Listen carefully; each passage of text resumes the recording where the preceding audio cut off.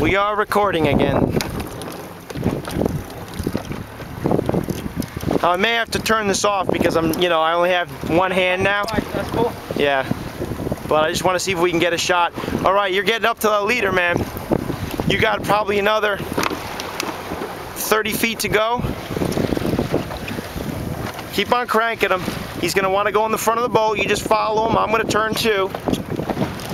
If he turns faster than me, then that's what you do. All right, that's probably not a good place to be because you're going to be fighting yourself as well as him. Try to work your way down. That's it.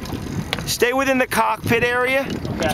Because, I don't want you falling or anything like that. Because you have to get the coordination of this fish, of how to handle this fish down. All right. You don't want to have to worry about your feet, too.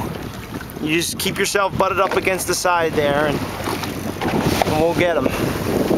I'll get to him. Don't worry if he goes around the front. You just lean the rod forward.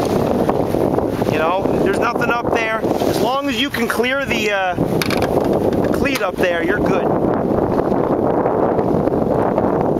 Come on, buddy, jump.